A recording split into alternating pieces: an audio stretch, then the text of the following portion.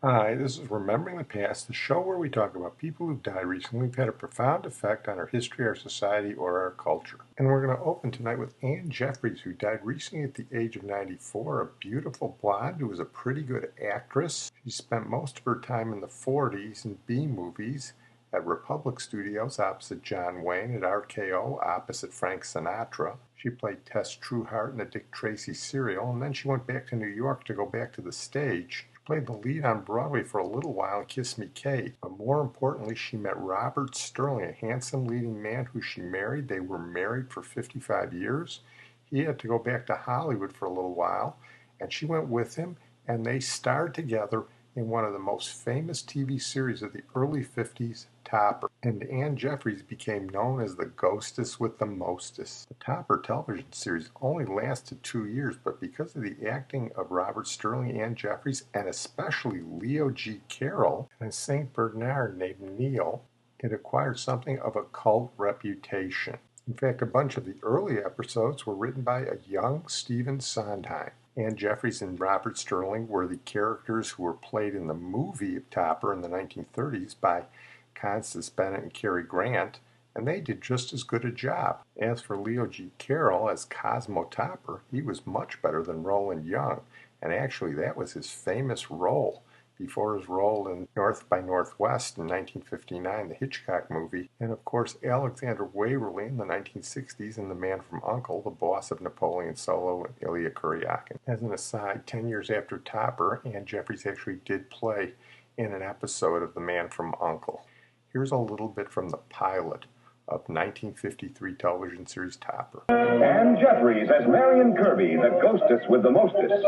Robert Sterling as George Kirby, that most sporty spirit. And Leo G. Carroll, host to said ghosts, as Topper.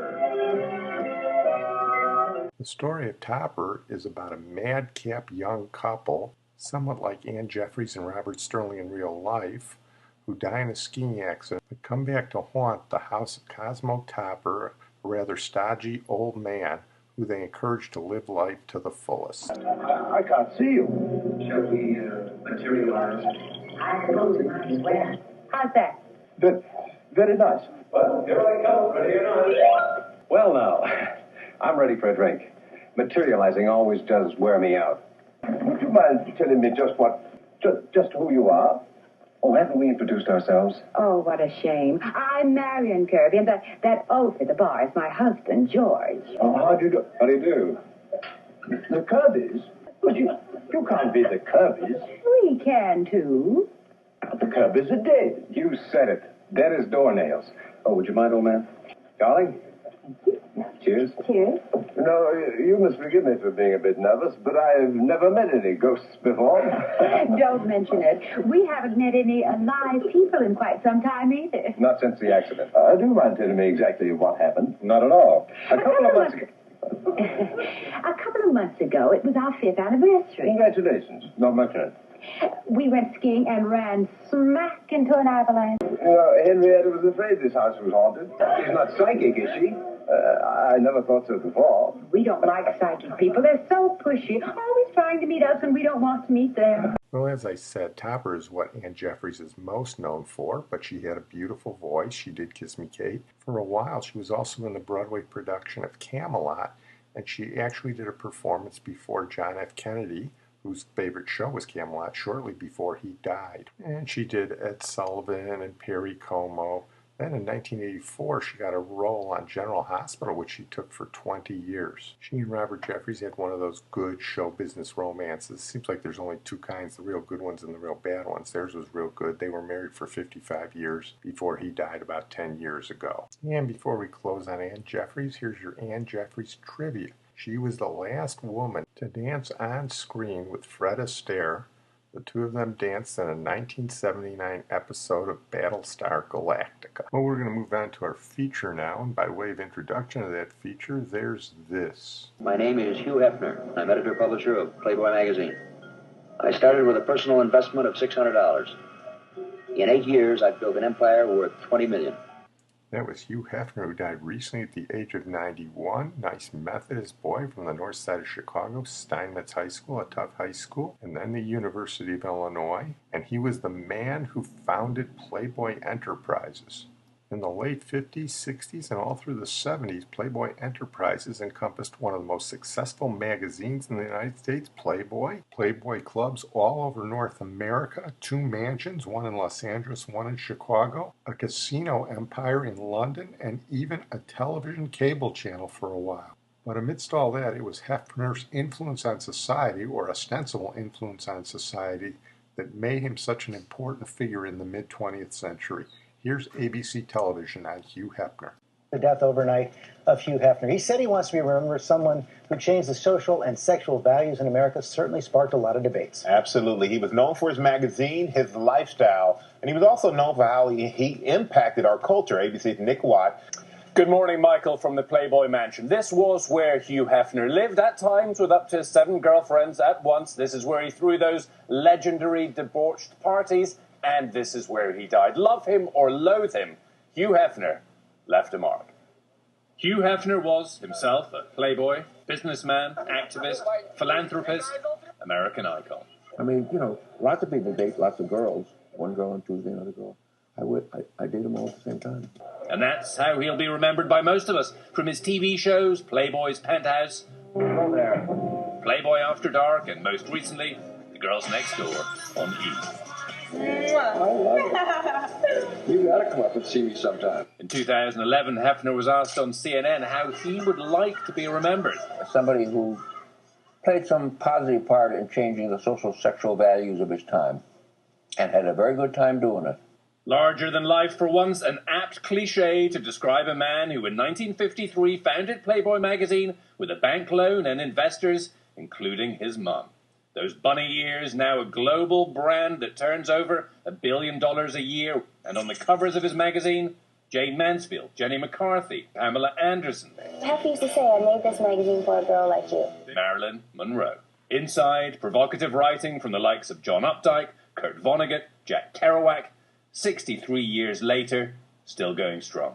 Hefner claimed to fight for the sexual liberation of women and us all through Playboy. Many think he was just objectifying women. That debate may never end.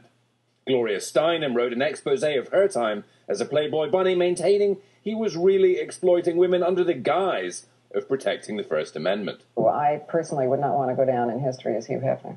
Hugh Hefner was born in Chicago in 1926. His parents, both teachers from Nebraska. He served during World War II, writing for a military newspaper before college and that now legendary publishing career. Hefner will be remembered as more than an elderly gent in a silk robe. He changed the face of America. And depending on your point of view, he was either a hero or a villain. That son Cooper just released a statement calling his father a cultural pioneer who advocated free speech, civil rights, and sexual freedom. Well, let's talk a little bit about his legacy, because you've heard a lot of opinions about it. It obviously began with the magazine in 1953, which we talked about before. First issue had Marilyn Monroe on the cover, and the magazine had, at the time, what were considered dirty pictures. I was raised in a very Puritan home, a prohibitionist home, a very repressive home, a home in which there was not a lot of hugging and kissing. I remember with great fondness the very beginnings of it all, because I started the magazine with no money, just enough money borrowed and investments by a few friends and relatives to produce just one issue. The fact that it would be so successful and that it would not only succeed but also would become such a phenomenon and would in the 60s literally change the world. All right, my opinion on all this. A couple of weeks back, I was in the anti-Kate Millett camp for her early 1970s feminism. But on Hugh Hefner, I'm totally with Gloria Steinem. Hugh Hefner was basically a high-class pornographer, but he also had a great sense of the post-World War II consumer. Most people, and it was usually men, bought it for the dirty pictures for whatever reasons they wanted to satisfy themselves. And Hefner initially glossed it up with a lot of consumer stuff. And remember, this was the 50s. And one thing we know about the 50s was we were developing a consumer culture, so it played right into that. So things like stereos and furniture went right along with what he was doing. But people tend to think of the 50s as a completely repressed era, and it wasn't. It was the era of Eisenhower, but it was also the era of Presley, and it was the era of Miles Davis, and it was the era of Jacques Kerouac. And in my opinion, in that respect, Hefner was a product of his time more than he created his time. When the 60s and 70s became freer with sex, he put full frontal nudity in. Never sexual acts, but suggestions of sexual acts. He made a lot of money off this, but this was essentially exploitation and to a certain extent a debasement of the culture. But on the other hand, he was a product of the culture. To his credit, he was a shrewd enough marketer to make it a little more highbrow, so he published great articles. In fact, I used to play poker with one of his main editors. And the magazine, in a nonfiction sense, made a literary star out of Alex Haley. Had a wonderful interview with Miles Davis. Later on, had great interviews with people like Sinatra, Princess Grace. And his John Lennon interview is a landmark. And in the fiction vein, he published people like Norman Mailer, John Updike, and one of my favorites, Gene Shepard. His collection, Wanda Hickey's Night of Golden Memories, is a classic. As I said, I think Hefner was more a product of his time than a creator of his time. And in fact, by the mid-1980s, that was becoming evident. He had made his money, but the casinos in London closed after a lot of scandals. His personal secretary, Bobby Arnstein, committed suicide when she was accused of cocaine distribution. Playboy clubs closed one by one. And into the 20th century, the magazine, which was selling 7 million copies per month in 1972, has dropped to less than 1 million per month, a victim of the internet, which was shuttering magazines and offering more convenient access to pornography. Even Hefner himself was reduced to parody. When he was in his 80s, he married a girl in her 20s, and he had to sell the Los Angeles Playboy mansion and pay $1 million a year just to remain living there. As Gloria Steinem said, he covered it all with talk of civil rights and free speech, but essentially he was selling fantasies at a time in America when fantasies were a hot commodity. A lot of people will say he changed American culture for the better, but on this one I'm with the 70s feminists. I don't think so. And it's just possible he died at the right time before seeing the entire empire crumble. Well, I'm tempted to give the final word on the Hugh Hefner debate to Felix Unger, a.k.a. Tony Randall, in the episode of The Odd Couple where he actually gets to meet Hugh Hefner. Turns out that Oscar sets Felix up to be the photographer for the Playmate of the Month for April, and it turns out that it's his girlfriend and soon-to-be wife Gloria. Felix goes crazy, doesn't want Gloria's naked pictures used, defends himself in court, loses, and must have the pictures published in Playboy. But Oscar brings Hugh Hefner in to meet a distraught Felix and retrieve the situation. Are you still feeling sorry for yourself? April, 15 million people, 30 million eyes are going to be staring at my girl. What's my mother going to think? A woman who told me when I was a kid if I read National Geographic, I'd go blind. Oscar? Oh, my head. Hugh Hefner, Felix Unger. This is Hugh Hefner. Think a big man like that could afford a jacket? He's been very anxious to meet you. What does he want of me now? My well-built hand from Cleveland? Will you sit down and hold it? Let the man talk to you. It's a tell you. Really nice. Well, Felix, I just got back from London, and I heard about your problem. You've come to gloat? No, I think you're kind of spunky. Even though we won the suit, I don't force people to publish their work. We'll find someone else for Miss April. You gonna give me my picture back? Mole and all. Thank you. Thank you. You're a wonderful man. You look good without a jacket. Hey, who's going to be Miss April? I think we're going to use one of Felix's other pictures. You know, you're really quite a good photographer, but a lousy lawyer. Wonderful sense of humor. You're a great guy. You know, you're a lot like me in many respects. You're civilized. I like that. Can I call you Hef?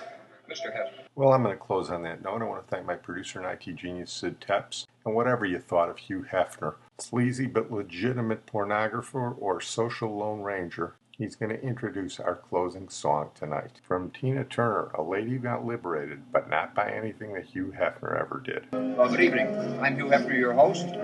This is Barbie Bevan. This is Connie Kresge, our Playmate of the Year, and you arrived just in time, because the Ike and Tina Turner Review are about to start wailing in the rumpus room. Come on in and join us.